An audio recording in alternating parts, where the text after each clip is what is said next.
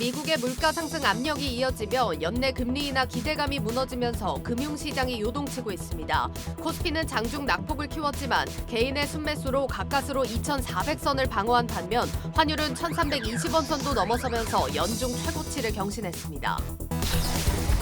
한국가스공사가 지난해 2조 원이 넘는 영업이익을 내고도 무배당을 결정하자 소액주주들이 집단 행동에 나섰습니다. 소액주주들은 가스공사가 사실상 자본 잠식 상태라며 9조 원의 미수금을 회수하고 정부가 공사 지분을 공개 매수할 것을 요구하고 있습니다.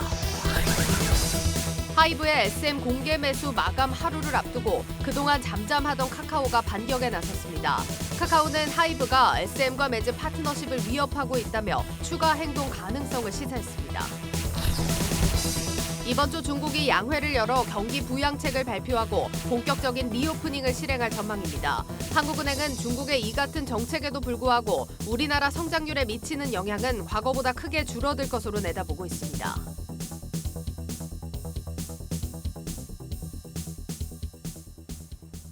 여러분 안녕하십니까? 2월 27일 뉴스 플러스 시작합니다. 배성재 기자와 증시 진단 먼저 하겠습니다. 기자, 오늘 코스피가 상당히 많은 폭으로 빠졌었는데 2,400선은 가까스로 찍혔어요. 시장 어떻게 좀 정리를 할 수 있을까요? 네, 외국인과 기관이 이 강한 매도세 속에 양대 지수 모두 큰 폭으로 하락을 하다가 오후 들어서 조금 만회하면서 마감을 했습니다. 네. 코스피는 장중 2,400선이 무너졌다가 다시 회복하는 모습 보였고요. 원달러 환율이 이 연중 최고점을 갈아치웠습니다. 강달러가 계속 지속되면서 외국인들의 이 매도세가 부추겼고 이러면서 이 양대 지수 모두 상당히 하락하는 모습을 보였습니다. 아무래도 오늘 시장 전체적으로 흐름을 봤을 때 환율이 상당한 변수가 됐다 이렇게 보여지는데 가파르게 오늘 오르더라고요. 어떻게 좀 시장을 좀 정리해 볼 수 있을까요? 맞습니다. 이 원달러 환율은 전거래일보다 18.2원 오른 1,323원에 오늘 마감을 했습니다. 이 환율이 1,320원대를 돌파한 거는요, 작년 12월 16일 이후에 처음입니다. 우리가 저번 달만 해도 이 환율이 1,250원대까지 내려갔다라고 하면서 9개월 만에 최저점이다 이런 보도를 했었는데 네. 한 달 만에 상당히 분위기가 많이 변한 것을 알 수가 있습니다. 네, 아무래도 달러 선호 속에서 외국인들의 자금이 빠져나가다 보니까 증시가 힘을 쓰지 못했다 이렇게 정리를 할 수 있을 것 같은데 외국인들이 그렇다면 어떤 종목들을 팔고 나갔는지도 살펴봐야 될 것 같아요. 네, 아무래도 이제 업황이 점점 좋아지지 않고 있고 또 미국에서 계속해서 악재가 들려오고 있는 이 반도체 업종이 큰 타격을 받았습니다. 네. 삼성전자와 SK 하이닉스 등이 상단에 이름을 올렸고요. 포스코홀딩스, 하나 에어로스페이스, KT 등도 눈에 띄는 종목이라고 할 수 있겠습니다. 네, 그렇군요. 아무래도 이제 미국에서 이제 반도체 관련한 여러 규제들 또 지원책을 대가로 중국에 수출하지 못하게 하는 여러 조치들이 이어지다 보니까 삼성전자나 이런 종목들이 타격을 받은 것 같다 보여지는데 중요한 건 아무래도 이제 제일 중요한 원달러 환율의 움직임일 겁니다. 강달러 현상이 어느 정도 언제까지 지속된다 이렇게 좀 봐야 되는 걸까요? 네, 관건은 미국 내수 경기에 달려 있다라고 볼 수밖에 없는데 이 연초에 미국 경기 지표가 지금 예상보다 상당히 좋게 나타나면서 착륙 자체가 없을 것이다. 그러니까 무착륙의 가능성까지 지금 나오고 있죠. 그러니까 미국 혼자 지금 잘 살고 있고 다른 나라들은 상당히 힘든 이런 상태가 지속되면서 달러 선호 현상이 계속해서 나타나고 있다. 이렇게 분석을 해볼 수가 있겠습니다. 다만 이 호경기가 지속적이지는 않을 것이다. 이러한 전망이 지배적입니다. 삼성증권은 이 미국의 가계 실질적인 소득이 지금 계속해서 증가하고 있음에도 불구하고 2월의 신용카드 거래 이 집계를 보니까 네. 1월과 동일한 수준이다. 이렇기 때문에 무착륙 여부를 아직까지는 단정하기는 이르다. 이러한 전망을 지금 내놓고 있습니다.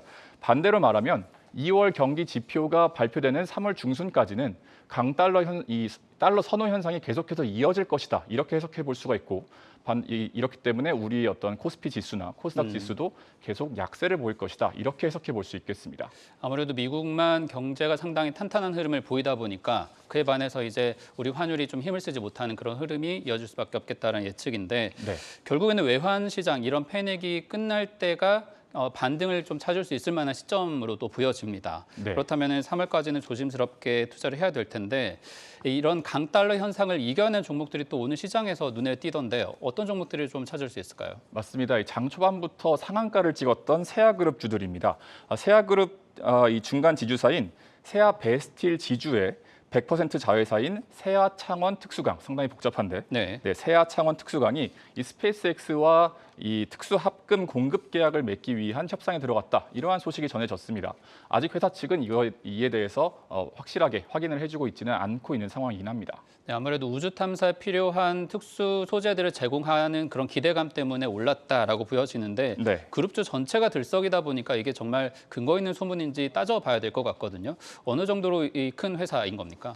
맞는 말씀입니다. 이 말씀드린 대로 스페이스X와 협상 중인 것은 세아 창원 특수광인데 근데 이 세아그룹 지주사인 세아홀딩스가 68.7% 지분을 투자한 세아 특수광까지 오늘 이 강세를 보였습니다. 보시다시피 세아홀딩스까지도 상당히 주가가 많이 오른 점을 볼 수가 있죠. 네. 이들 모두 이 그룹의 장손주이자 오너 3세인 이태성 세아홀딩스 사장이 이 사실상 경영을 이끌고 있다. 이러한 공통점이 있기는 합니다. 이 협상 여부에 따라서 단기적인 상승에 지금 그칠 수는 있겠지만 어쨌든 우주항공 관련주들은 계속해서 조명을 받을 전망입니다. 올해 내내 이 우주 관련 소식들이 계속 이어지기 때문인데요. 네. 스페이스X는 다음 달 이 화성 탐사용 우주선 스타쉽이 이 지구 궤도 비행에 도전할 것이다. 이렇게 밝혔고 미국의 보잉도 나사와 함께 손을 잡고 올해 유인 우주선을 발사할 예정입니다. 네, 아무래도 이런 우주 개발에 있어서 가장 선도적인 기업이고 여기에 국내 기업이 처음으로 수주를 할 수 있다는 기대 때문에 이 주가에도 영향을 주고 있는 것 같습니다. 맞습니다. 또 하나 이 스페이스X를 이끌고 있는 일론 머스크 효과라고 할 만한 부분이 국내 증시에 또 2차 전지 관련한 부분들은 또 주가에서 도움을 많이 받은 것 같아요. 오늘 또 맞습니다. 여러 종목들을 꼽을 수 있다고요. 맞습니다.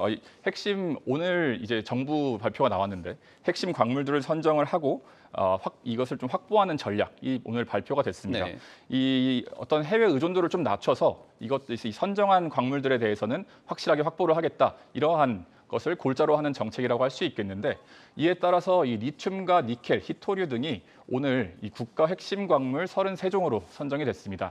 이 중에서 10개 광물은 전략 핵심 광물로 따로 추려져서 집중 관리가 되고요. 핵심 광물의 비축 일수가 지금 54일 정도밖에 안 되거든요. 근데 이것을 100일로 늘리고 또 공급망을 국가 차원에서 관리할 것이라고 정부가 밝히고 있습니다. 이 덕분에 앵커 말씀하신 대로 오늘 이 소폭 하락세로 이 배터리 대형주들이 장을 마무리했고 네. 또 뭐 코스닥 시장에서는 에코프로와 에코프로비엠, LNF 이런 종목들이 초강세를 보이는 모습이었습니다. 네, 이런 산업 관련한 업종도 있지만 아무래도 국내 시장에서 굉장히 주목을 많이 받고 있는 건 주주 행동으로 공격을 받아온 SM입니다. 이게 연기 경영권을 가지고 여러 가지 분쟁들이 이어지고 있는데 그동안에 조금 입장을 밝히기를 자제했었던 카카오가 모처럼 또 얘기를 내놓은 게 있다고요? 맞습니다. 카카오 측에서 오늘 더 이상 지켜볼 수만은 없다. 이런 입장 내놓으면서 구체적인 행동 들어가겠다라는 입장을 냈습니다. 이 하이브가 어떤 SM 엔터테인먼트와 카카오가 체결한 사업 협력 계약이 이게 주주의 가치를 훼손한다. 이러한 입장을 자꾸 발표하니까 그동안 지켜보고 있다가 이제는 구체적인 행동까지 들어가겠다라고 시사를 한 겁니다. 네. SM 주식 공개 매수 전쟁이 지금 임박했다는 관측이 나오고 있습니다. 자세한 내용 신동호 기자가 취재했습니다. 카카오가 SM 엔터테인먼트 인수전에 전면 등판할 가능성이 커지고 있습니다. 카카오 엔터테인먼트는 SM과의 사업 협력 지속을 위해 기존 전략 전면적 수정이 불가피하다며 모든 방안을 적극적으로 강구할 예정이라고 밝혔습니다. 미온적인 태도를 보여온 카카오가 사실상 선전포고에 나선 것은 SM의 일대 주주인 하이브의 견제가 강해졌기 때문입니다. 최근 하이브는 SM과 카카오엔터가 체결한 사업협력 계약서에 문제를 제기하고 나섰습니다. 카카오의 모호한 입장과 SM 간의 사업협력, 카카오의 신주 우선 협상권 등이 주주 이익을 훼손할 수 있다는 겁니다. 카카오가 입장문에서 밝힌 필요한 모든 방안이 무엇인지 구체적으로 밝히지는 않았지만 증권가에서는 주식 추가 매입이나 공개 매수 등을 예상하고 있습니다. 최근 확보한 투자 자금을 무기로 14만 원에서 15만 원의 공개 매수를 전격 선언해 인수전 판 뒤집기를 시도할 것이라는 전망도 나옵니다. 실제로 증권가에선 카카오가 활용 가능한 1조 원이 넘는 자금 등을 고려하면 공개 매수 가격을 최대 14만 1,000원까지 제시할 것으로 보고 있습니다. SM은 하이브를 향한 날카로운 칼날을 여전히 드러내며 압박에 나서고 있습니다. SM은 주주가치 제고를 위한 자사주 매입과 소각을 하이브가 막고 있다며 방해 행위를 중단하라고 밝혔습니다. SM 인수전을 둘러싼 하이브 대 SM 카카오엔터의 전선이 더욱 뚜렷해지는 가운데 양측은 다음 달 31일 정기 주주총회까지 극한 대립을 이어갈 전망입니다.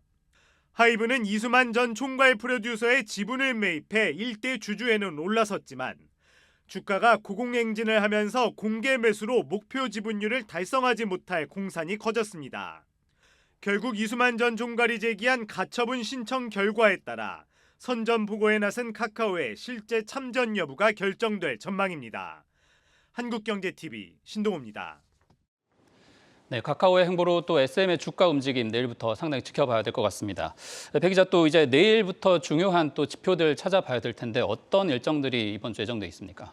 네, 내일이 2월의 마지막 날입니다. 네. 월말을 맞이해서 좀 우리가 지금 경기 침체 수준이 어디까지 와 있는가를 가늠할 수 있는 지표들이 발표가 됩니다. 네. 한국은행에서 1월 무역지수 및 교역 조건을 발표합니다. 12월에 반도체 수출 부진으로 인해서 좀 가격이 떨어지고 우리나라 이 환경이 좋아지지 않고 있는 모습들이 관측이 됐는데 네. 1월에도 이러한지 살펴봐야겠고요.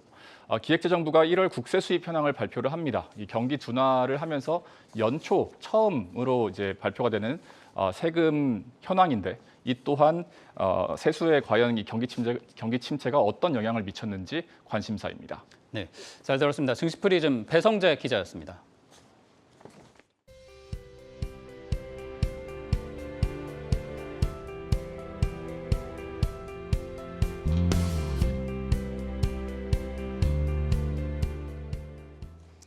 네, 뉴욕 증시도 다시 공포감이 살아나면서 시장 주춤했던 모습이었습니다. 지난주 시장 상황 조현 기자와 체크해 보겠습니다. 조 기자, 지난주 뉴욕 증시가 올해 들어서 최악의 한 주를 보냈다고요? 그렇습니다. 올 초 4,200선까지 올랐던 S&P 500이 한 달여 만에 4,000선 아래로 내려오면서 올해 상승률 절반을 반납했고 다우지수 같은 경우는 5개월 만에 최대 주간 하락폭을 나타내면서 4주 연속 떨어졌습니다.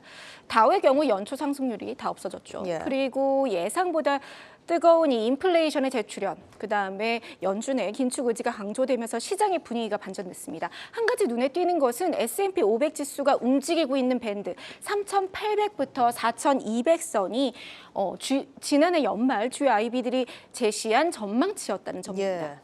보면 JP 모건이 제일 높은 4,200선을 예상을 했고요. 예. 뱅크 오브 아메리카와 골드만삭스가 4,000선을, 시티그룹이 3,900, 그리고 바클리가 3,750을 예상했으니까 이 예. 선 안에서 지금 움직이고 있는 거죠. 예. 이렇게 움직인 게 뭐 벌써 8개월이 넘었는데요. 이를 놓고 월가에서는 S&P 500이 800포인트라는 밴드 안에 갇혀서 약세론자, 강세론자 모두에게 골칫거리가 되고 있다. 이렇게 말하고 있습니다. 예, 너무 어렵습니다, 시장이. 지금 딱 아까 이제 제시됐던 밴드의 중간쯤인 것 같은데 계속 이 박스권에 머물 건지 아니면 한쪽으로 어쨌든 방향을 잡을 건지가 관건일 것 같습니다. 월가에서는 어떻게 전망이 나오고 있을까요? 일단 현재는 아래로 하방으로의 공포가 좀 더 강한 모습입니다. 예. 주말 사이 나온 외신 기사 제목에 좀 많이 쓰였던 단어가 바로 불길한 오미너스인데요. 박스권 하단행의 근거 중에 하나가 여전히 끈적이는 물가, 그리고 연준의 긴축 장기화에 더불어 기업들의 수익 전망은 점점 빈약해지는 데 비해서 밸류에이션이 현저히 높다는 지적입니다. 그러니까 피터 린치가 좋아했던 지표가 하나 있는데요. 바로 주가 수익 성장 비율 PEG 레이쇼입니다. 이걸 보면 이제 PER을 보면 이제 EPS 증가율 곱하기 100으로 나눈 것이죠. 예. 그러니까 3년간 평균 성장률로 나눈 값인데요. 1을 기준으로 1보다 높으면 고평가되어 있다 하고요. 피터 린치 같은 경우는 아주 정확하게 1.5 이상이면 매도하라 이렇게 했는데요. S&P 500의 PEG 레이쇼를 보도록 하겠습니다. 현재 1.8에 달합니다. 넘었네요, 1.5를. 그렇습니다. 그래서 이제 어떻게 보면 이 자료를 내놓은 것도 야데니 리서치라는 점을 좀 주목할 필요가 있는데요. 예. 증시 강세론자로 꼽힙니다. 그래서 에드 야데니 리서치 대표는 애널리스트들의 상대적인 비관론과 투자자들의 상대적인 낙관론 사이에서 줄다리기가 계속 이어질 것이다. 이렇게 얘기를 했고요. 예. 또 모간 스탠리, 마이크 윌슨도 어떤 이제 분석을 내놨는데 6월까지 두세 번의 금리 인상이 있을 것인데 이로 인해서 기업 수익이 악화될 수밖에 없다. 그래서 예. 증시는 추가적으로 한 20% 하락이 가능하다고 보고 예. S&P가 최대 3,000에서 3,200선까지 떨어질 수 있다. 이런 좀 부정적인 전망을 내놨고요. 예. 기술 분석가로 유명한 로렌스 맥밀란 역시 1차 지지선을 3,900 그리고 2차는 3,760에서 3,850으로 봤는데요. 이 중에 이제 12월 저점이 3,760입니다. 그러니까 이것을 못 지키면 올해 내내 약세장이 좀 불가피해 보인다. 이런 전망도 내놓았습니다. 알겠습니다. 일단 보수적인 의견들 좀 먼저 체크를 해봤는데 앞서 이제 야데니 대표의 말처럼 낙관론과 비관론이 좀 줄다리기를 하는 이런 상황인 것 같거든요. 시장 긍정적으로 보는 의견들도 있겠죠? 그렇습니다. 오마의 현인 워런 버핏인데요. 예. 매년 투자자들에게 연례 서한을 보내지 않습니까? 네. 그래서 지난 주말 올해 편지도 나왔습니다. 여기서 버핏이 미 경제에 대한 자신감, 그러니까 낙관적인 전망을 내보였는데요. 버핏은 이 미 경제가 주춤할 때도 있었지만 우리는 여전히 순풍을 기대하고 있다. 이렇게 말을 하면서 장기적으로 미국에 반대하는 방향의 투자가 합리적인 적은 없었다. 그래서 굳이 여러분도 자기 비판과 자기 회의에 빠지지 마라. 그러니까 좀 희망적이네요. 네, 단기 시장 상황에 일희일비하지 마라. 이렇게 조언을 했습니다. 예. 그리고 제레미 시겔 와튼스쿨 교수 역시 좀 더 세밀하게 이야기를 했는데요. 2월 노동시장이 1월과 같은 강력한 성장률을 지속했을 가능성은 좀 낮다라고 얘기를 하면서 연준이 3월 25bp 올리는 것을 마지막으로 금리 인상을 마치고 이를 기점으로 주식시장도 긍정적인 흐름을 보일 것이다. 이렇게 전망을 했습니다. 그리고 JP모간도 반도체 시장을 주목하면서 미국 경기가 견조하다는 신호로 보고 있다. 이 흐름에 맞는 종목들을 선별하라. 이렇게 조언을 했습니다. 알겠습니다. 일단 지금은 비관론과 낙관론 좀 전체적으로 의견을 수렴하면서 시장 방향성이 잡히길 먼저 기다려봐야 할 것 같습니다. 자, 그런데 사실 이번 주는 뭐 경기 상황에 대한 지표나 어떤 분석들도 좀 보겠지만 네. 시장에서 테슬라를 가장 주목하지 않을까 싶어요. 그렇습니다. 이번 주를 보면 이제 여러 경제 지표도 있고요. 예. 그다음에 7명의 연준 인사들의 외부 연설이 있습니다. 특히 오스탄 굴스비 시카고 연은 총재가 1월 취임 후에 첫 공개 석상인 만큼 눈길을 모으죠. 예. 비둘기파일지 매파일지 주목이 됩니다. 하지만 시장이 가장 주목하는 것은 3월 1일 테슬라의 인베스터 데이인데요. 네. 이날 이제 반값 자동차가 나오냐 여기에 가장 초점이 쏠려 있겠죠. 맞습니다. 지금 제가 사진을 하나 준비해 왔는데요. 예. 이게 바로 테슬라 인베스터 데이 안내 포스터입니다. 일론 머스크 CEO가 자신의 트위터에 마스터 플랜 3 그리고서 완전 지속 가능한 에너지 미래로 가는 길을 내가 발표하겠다. 네. 이렇게 말하면서 공개한 이미지인데요. 이 포스터의 배경이 뭔지 혹시 보이실까요? 글쎄요, 뭐 벌집 같기도 하고 체인 같기도 하고 뭘까요? 근데 이거를요 확대해 보면 바로 차량의 바디 프레임이 나옵니다. 이거를 기존의 테슬라 차량과 비교해 보면 뒷문이 좀 더 작고요. 예. 그리고 트렁크도 조금 더 작은 모습입니다. 그러니까 새로운 모델 2의 프레임이 아니겠느냐 이런 기대가 투자자들 사이에서 나오고 있습니다. 네. 여기에 이 포스터에 담긴 프레임 개수를 센 다음에 1년으로 환산을 하면 190만 대가 나온다고 합니다. 네. 그러니까 대규모 생산을 발표할 것 아닐까 이런 투자자들의 기대도 있습니다.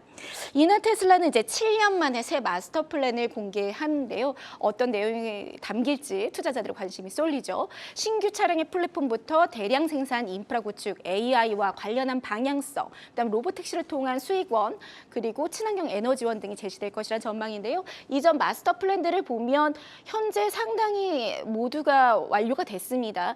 플랜 1은 다 완료가 됐고 예. 2도 솔라루프 같은 경우에는 완료가 됐고요. 나머지 2, 3, 4번이 현재 진행 중이지요. 그래서 플랜 3의 경우 이 저가형 소형 전기차 출시 계획을 과연 공식화할지 그리고 기가프레스로 압도적인 생산성을 키우는 이 생산 혁신을 어떻게 구현할지가 투자자들에게는 가장 큰 관심사입니다. 네, 이번 주 테슬라 인베스터 데이에서 시장에 화제를 가져다줄 발표가 나올지 좀 지켜볼 필요가 있겠습니다. 조현 기자였습니다.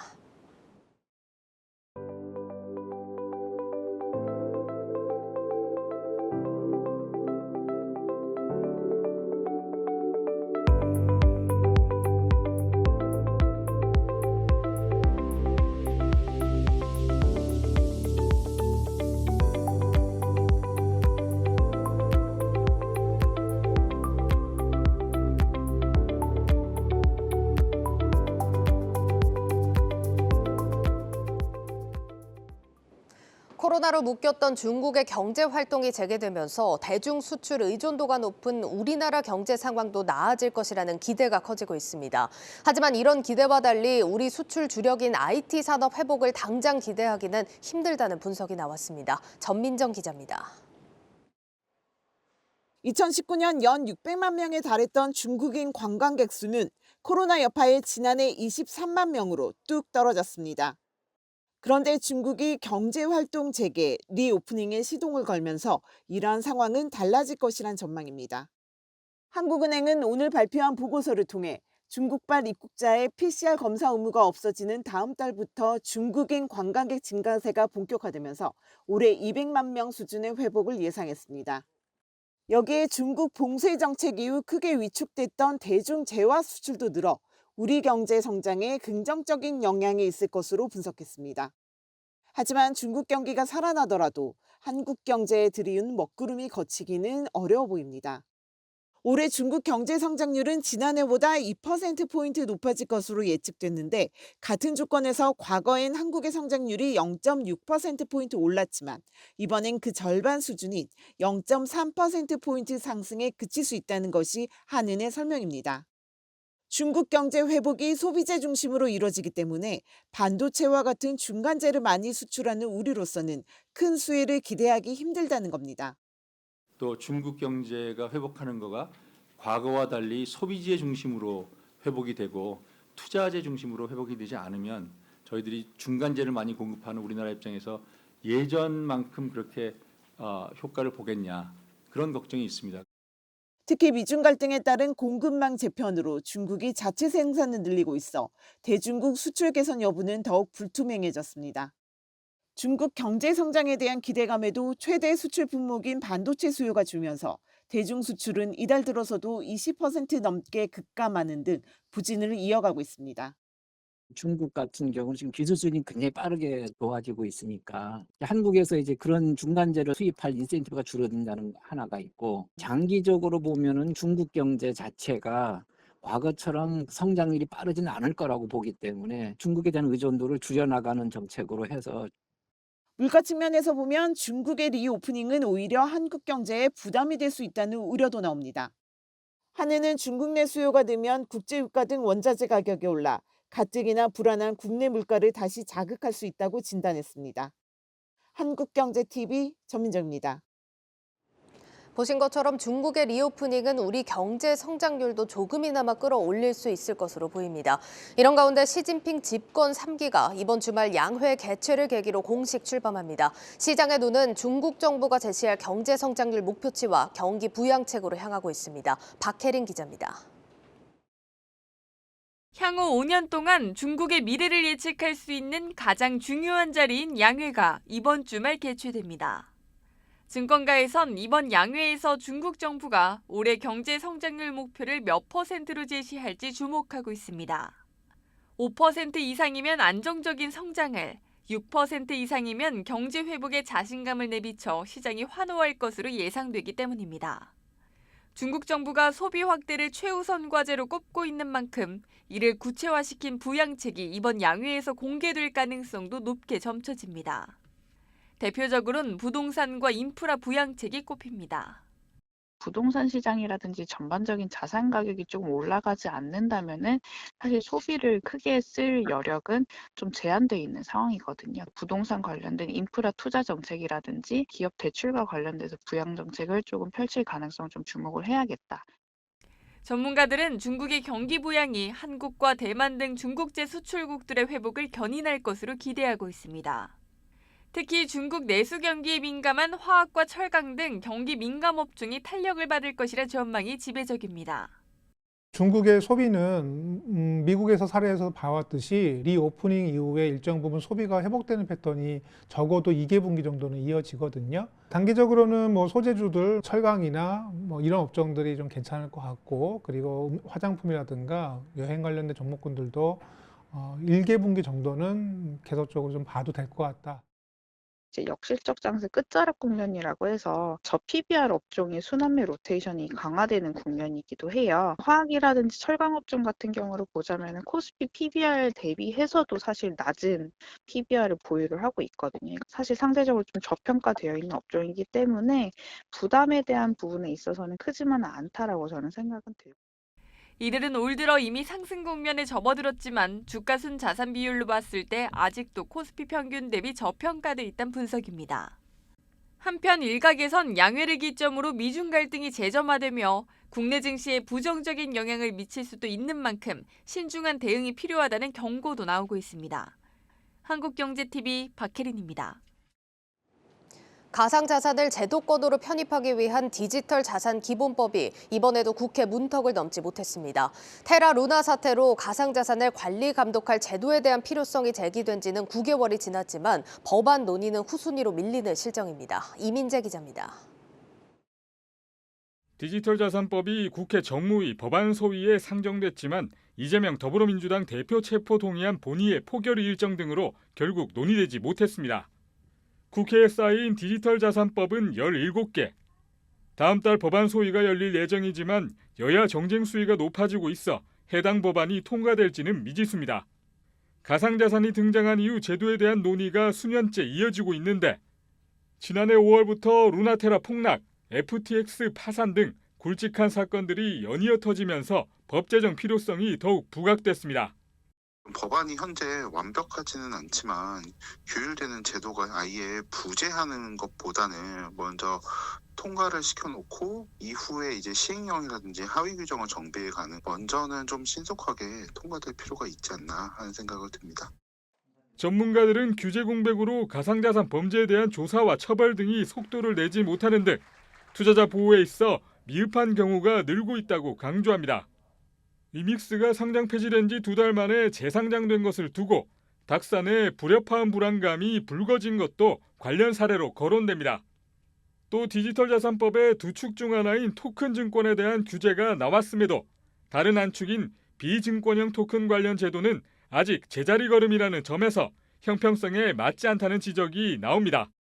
뭔가 좀 너무 한쪽으로 균형이 좀 쏠리는 거죠. 토큰 증권 쪽으로. 그런 부분 좀 아쉬움이 있고요. 이 산업 내에서도 이제 그 사각지대도 너무 많고 정말 제도권 안에서 제대로 하려고 하는 비즈니스를 하시려는 분들도 되게 어려움을 많이 갖게 되거든요. 그러면 결국 음성적으로 이렇게 빠질 수밖에 없어요. 미국 SEC에서 비트코인을 제외한 나머지 가상자산을 증권으로 봐야 한다는 등 업계가 가파르게 변하는 가운데 속도를 내야 할 국내 디지털 자산법은 아직까지 국회 문턱 초입도 넘지 못하고 있습니다. 한국경제TV 이민재입니다. 한국경제TV가 지난 6일 난방비 폭탄으로 서민들이 고통받는 가운데 한국가스공사가 수백억 원대 배당을 추진 중이라고 보도한 바 있습니다. 가스공사가 결국 재무구조 개선을 이유로 배당을 하지 않기로 결정했는데 이에 소액주주들이 반발하며 집단 소송에 나서기로 했습니다. 자세한 내용 취재기자와 함께 알아보겠습니다.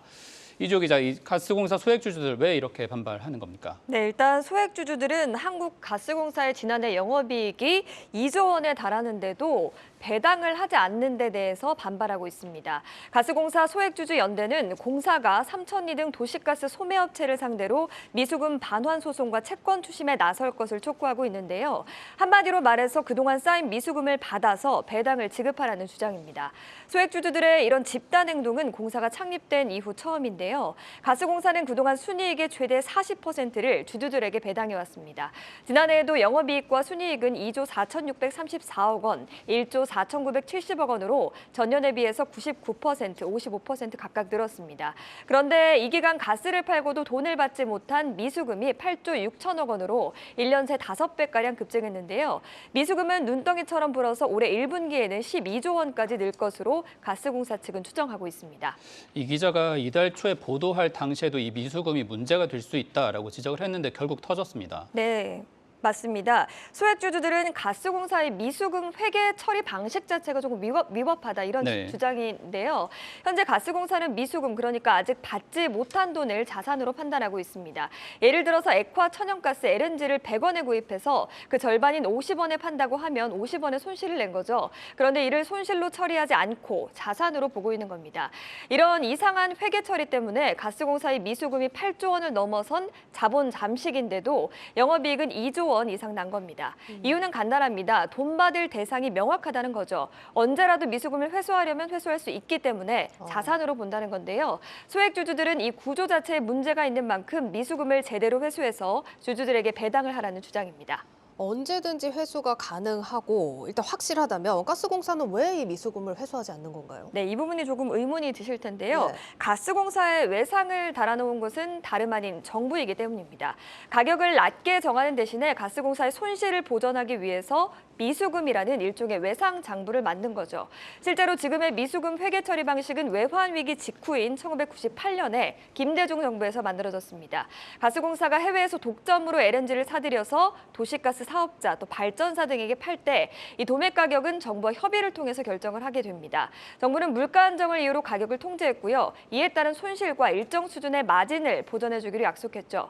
미수금이 자산이 아닌 부채로 인식이 되면 가스공사의 재무 구조가 악화되고 해외 사업이나 자금 조달 등에도 문제가 생기기 때문에 이런 방식을 택할 수밖에 없었다 이런 겁니다. 그러면은 결국에는 국민들이 원금 플러스 이자 비용까지 다 갚아야 하는 돈이었다 이런 말로 들리는데요. 네, 맞습니다. 취재 과정에서 만난 한 국책 연구기관 관계자는 정부가 안 준 돈을 줘야 해결이 된다 이렇게 딱 잘라서 말을 했습니다.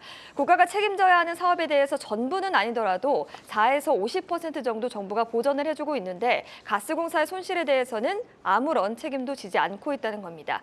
이에 대해서 산업부 측은 한국경제TV와의 통화에서 결국에는 요금으로 다 돌려받는다며 가스공사가 손실을 봤다고 할 수 없다 이렇게 전했습니다. 결국 소비자에게서 요금이 들어오면 미수금이 해결된다는 의미인데요. 정부가 가스요금을 큰 폭으로 인상한 것도 앞으로 더 올려야 한다고 주장하는 것도 바로 이 미수금을 요금으로 전액 충당해야 하기 때문입니다.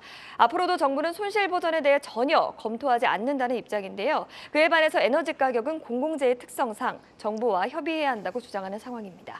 네, 그럼에도 이 가스공사의 입장은 상당히 납득이 가지 않는 부분들이 많습니다. 자본 잠식인데 영업이익이 2조 원 이상 나고 또 영업이익이 2조 원 이상인데도 배당을 못하는 구조라는 점을 받아들이기 좀 어려운 부분이 많을 것 같습니다. 소액주들이 결국에는 이 피해를 떠안을 수가 없다 보니까 여러 가지 이제 법적으로 대응을 하겠다라는 구상인데 이게 좀 실현될 가능성이 있을까요? 네, 일단 좀 정리를 해보겠습니다. 소액주주들이 요구하는 것은 크게 세 가지입니다. 첫째, 소매업체를 상대로 미수금 반환 소송을 제기하라는 것. 둘째, 정부가 공사 지분을 공개 매입해서 비상장사로 운영하라는 것. 끝으로 이 모든 문제를 만든 미수금에 대한 회계 처리 방식을 바꾸라는 겁니다. 우선 미수금 반환 소송은 절차가 복잡하고 오래 걸리는 데다 이겨도 신속하게 보상받기가 힘듭니다. 여기에 소매업체가 미수금을 지급하지 않은 건 소매업체의 의사가 아니라 정부가 통제한 결과이기 때문에 승소할 확률도 낮습니다.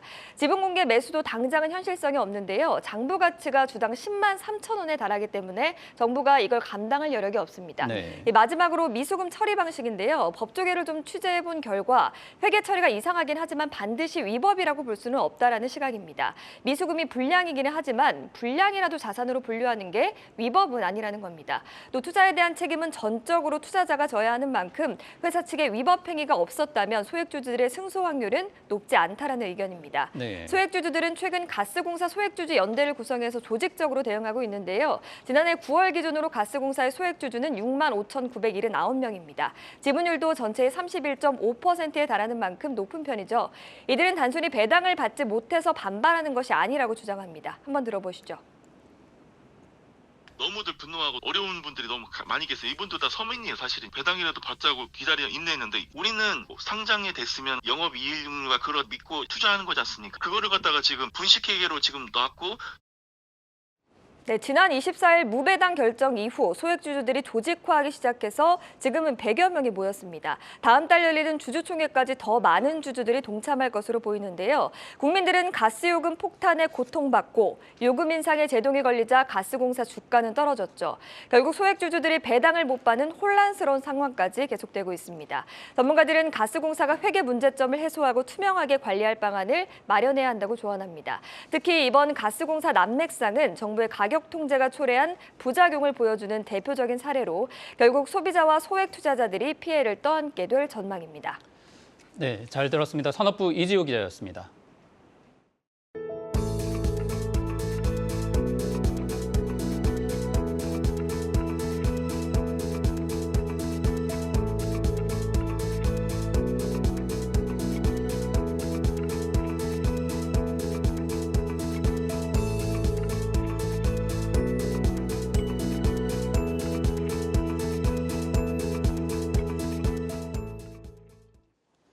삼성전자가 다음 주 국내에서 OLED TV를 다시 출시합니다. OLED TV를 영원히 하지 않겠다고 했지만 이 말을 뒤집을 만큼 사업 환경이 다급하다는 건데요. OLED TV 최강자 LG전자와의 치열한 경쟁이 예고됩니다. 정재훈 기자입니다. OLED는 영원히 하지 않겠다.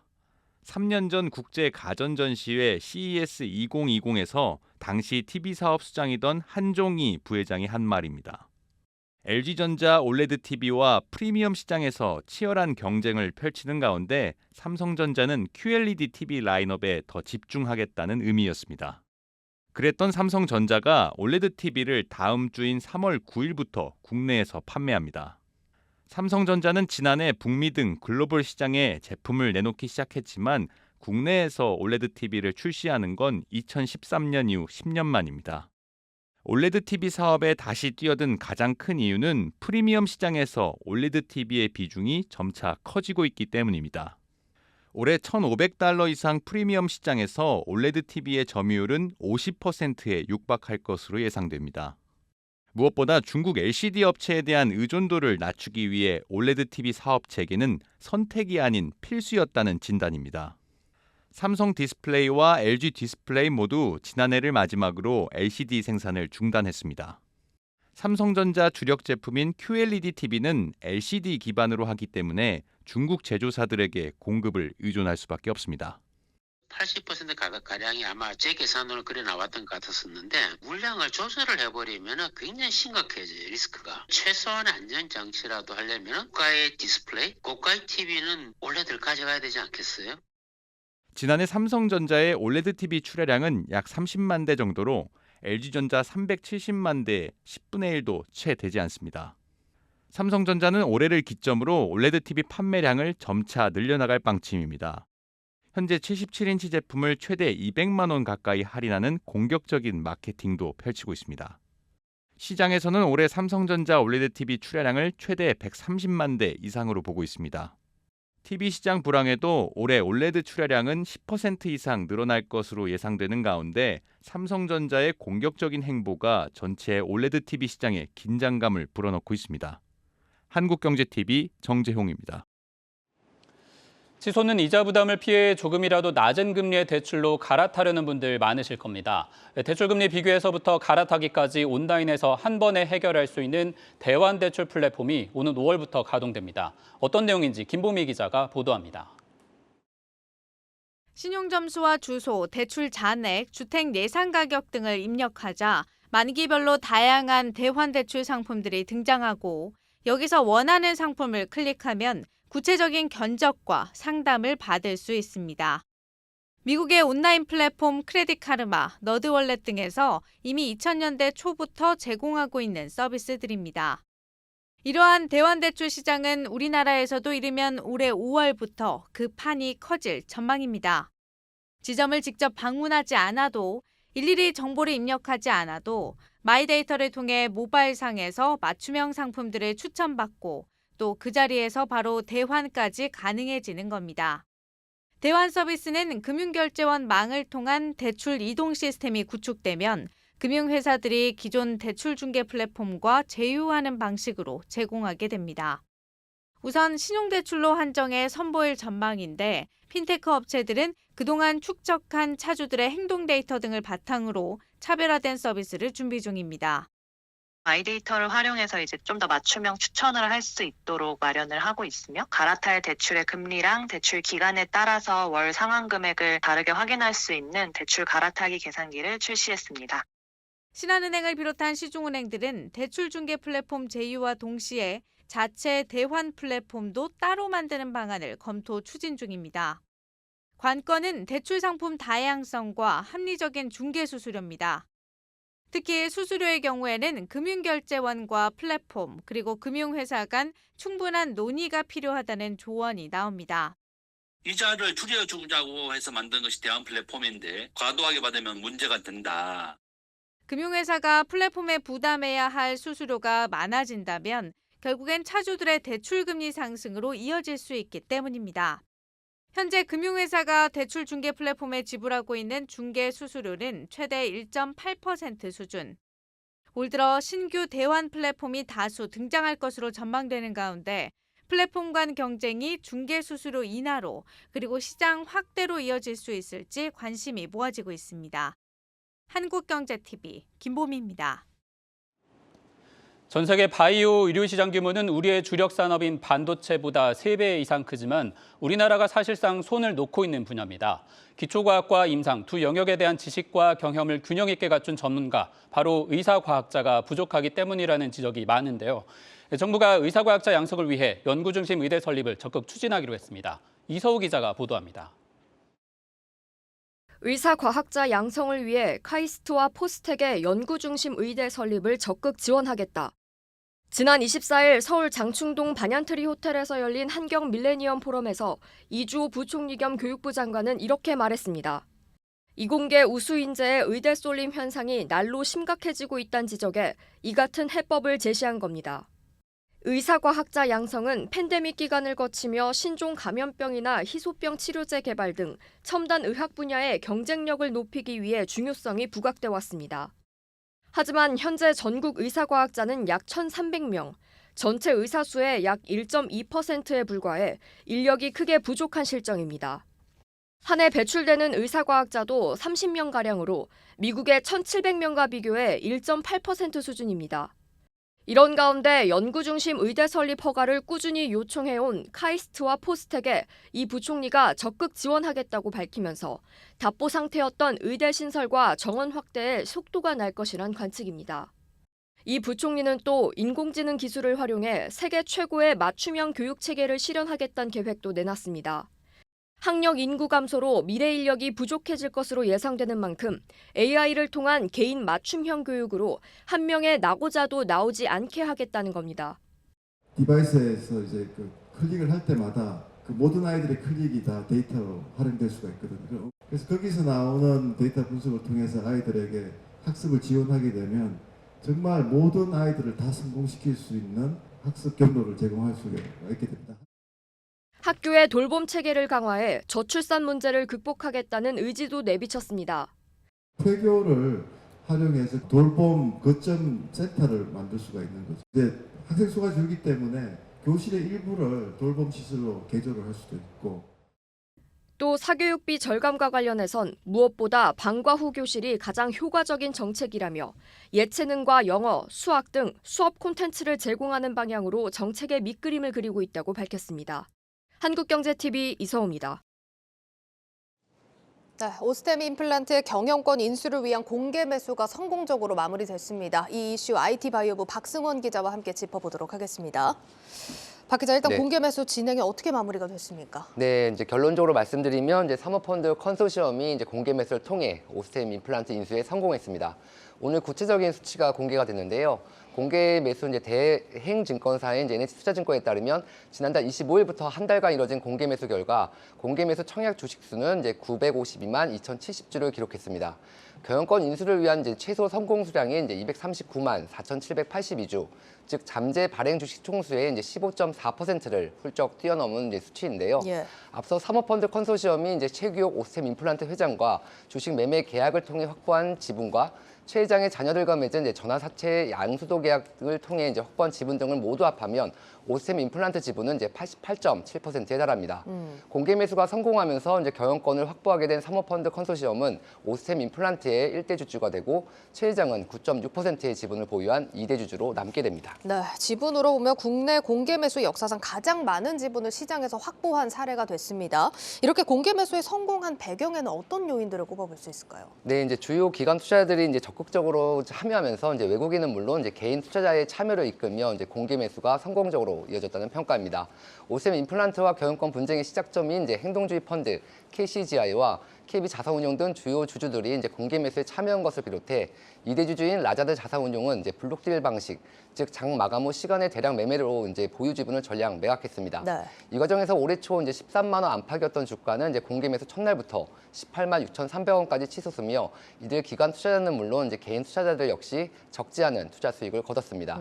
여기에 이제 이번 경영권 인수가 국내에서 보기 드물게 이제 공개 매수를 통한 인수 합병이었다는 점에서 이제 관심을 모았는데요. 예. 특히 내년 의무 공개 매수 도입을 앞두고 최대 주주 지분 인수 시 적용되는 이제 경영권 프리미엄을 모든 소액 주주들에게도 동일하게 제공하는 첫 사례였다는 부분도 예. 공개 매수가 이제 성공적으로 이어졌다는 분석입니다. 예, 이렇게 지금 공개 매수 성공적으로 이루어졌습니다. 이제 남은 관심은 자진 상장 폐지 여부 이 부분인데 어떻게 전망이 되고 있을까요? 네, 이제 이번 공개 매수가 이제 기대 이상의 이제 성공을 거두면서 사모펀드 컨소시엄이 이제 자진 상장 폐지를 추진할 것으로 예상되고 있습니다. 일반적으로 유가증권 시장 상장 기업은 이제 95% 이상의 주주가 동의해야 자진 상장 폐지가 가능하지만 코스닥 기업의 경우 이제 특별한 규정이 따로 없고 관행상 90% 이상 지분을 보유하면 이제 자진 상장 폐지에 들어갈 수 있습니다. 앞서 사모펀드 컨소시엄은 이제 경영권 인수가 목적일 뿐 이제 상장 폐지 자체가 목적은 아니라며 선을 예. 그어왔는데요. 예. 하지만 시장의 잔여 지분이 얼마 남지 않아 상장 폐지에 돌입할 것이라는 게 증권가의 관측입니다. 시장에서 남은 주식을 추가로 매수할 수 있고 교부금 지급 방식의 포괄적 주식 교환 등을 통해 이제 오스템 임플란트를 완전 자회사로 만든 후 상장 폐지 절차를 밟을 가능성이 높다는 건데요.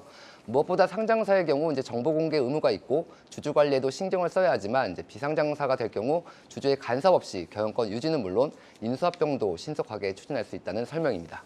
예, 그런데 뭐 지켜봐야겠지만 일각에서는 상패까지는 가진 않을 거다 이렇게 좀 의견이 분분하던데 어떻습니까? 네, 그렇습니다. 이제 앞서 이제 시장 일각에서는 이제 그 사모펀드 컨소시엄이 이번 공개 매수에서 상장 폐지를 추진할 만큼 이제 지분을 확보하지 못했다는 예. 관측이 나왔고 실제 지분 90%에는 지금 조금 부족한 게 사실입니다. 여기에 이제 향후 기업 가치를 끌어올리기 위해서는 이제 상장 유지가 유리하다는 이제 시각이 있는데요. 매입한 가격보다 이제 높은 가격에 팔아 차익을 남겨야 하는 사모펀드 컨소시엄의 입장에서는 상장 상태가 유지돼야 향후 지분 가치를 평가받고 투자금을 회수할 때 유리하다는 설명입니다. 네, 여기까지 듣도록 하겠습니다. IT 바이오부 박승원 기자였습니다.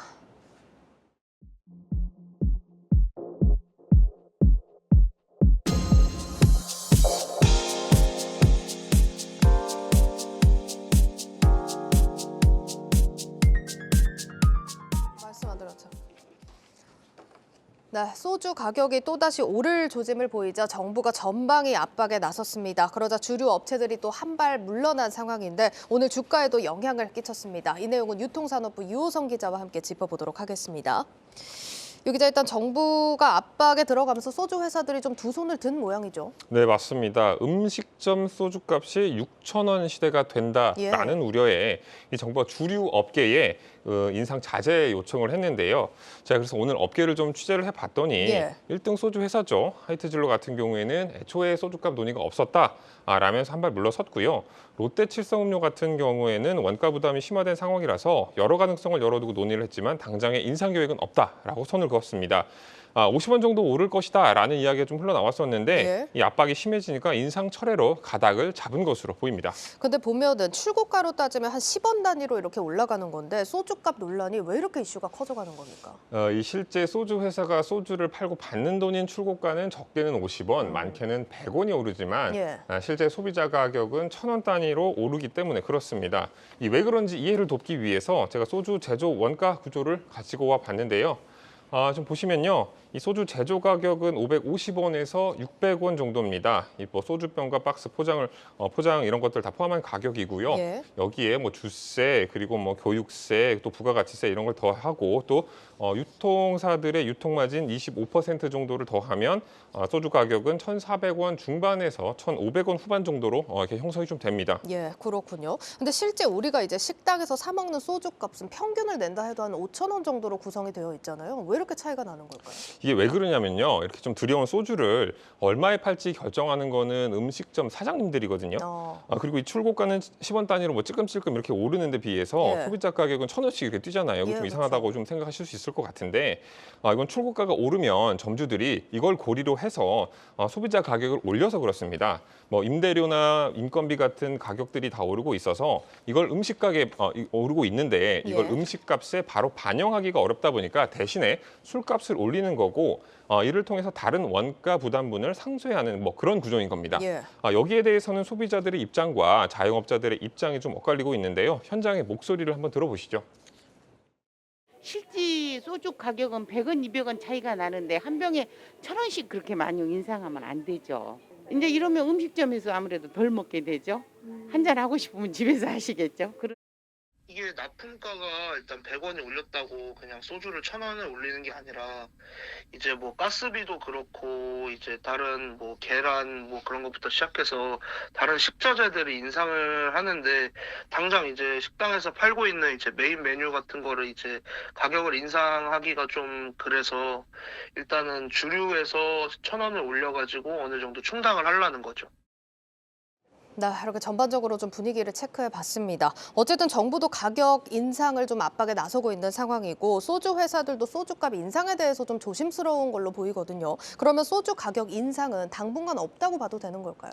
그걸 좀 알아보려면은 이 소주 회사들이 소주값을 올리려고 했던 그 배경을 좀 따져볼 필요가 있겠는데요. 일단 소주의 주 원료인 주정 가격이 좀 올랐습니다. 그리고 주종의 원료가 되는 타피오카 전분 가격도 1년 전에 비해서 많이 오른 상태고요. 또 병뚜껑과 소주 병 가격도 오를 전망입니다. 이렇게 오른 원가만 고려해도 한 50원이 훌쩍 넘어서 출고가 인상이 필요한 상태거든요. 하지만 이 정부 압박에 못 이겨서 이제 소주값 인상은 좀 철회를 한 상태잖아요. 때문에 언제든 인상을 해도 이상하진 않은 상황이다. 이렇게 좀 볼 수가 있겠습니다. 알겠습니다. 자, 이번엔 기업 주가도 한번 봐야겠죠. 당분간 소주 가격 인상 계획이 없다. 이렇게 발표만 했을 뿐인데도 낙폭이 좀 있었어요. 네, 뭐 오늘 하이트진로, 롯데칠성음료, 무학, 보혜 뭐 이런 소주 회사들 비롯해서 창해, 에탄올 같은 주정 회사들도 오늘 일제히 가격이 하락을 했죠. 이 가격 인상 요인은 생겼는데 가격을 올리지 못하니까 이 수익성이 악화될 것이라는 우려가 시장에 반영된 결과로 풀이가 됩니다. 일각에서는 정부의 섣부른 개입이 시장을 교란해 기업의 부담을 가중시키는 역효과를 좀 불러일으킬 수 있다라는 우려도 나오고 있는 상태고요. 또 실제로 이명박 정부 때 생활 밀접 품목을 지정해서 관리를 했는데 오히려 지정했던 품목들의 가격 상승률이 다른 품목들을 앞지르기도 했습니다. 김대중 교수 인터뷰 들어보시죠.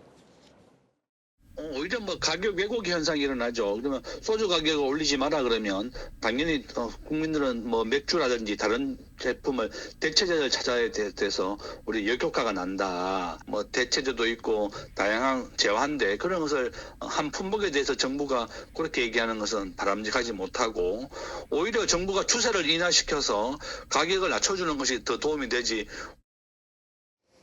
이렇게 소주 가격 인상 계획이 없다라는 주류 업체들의 입장이 나온 가운데 정부의 시장 개입에 대한 우려까지 같이 나오고 있다는 소식 짚어봤습니다. 유통산업부 유호성 기자였습니다.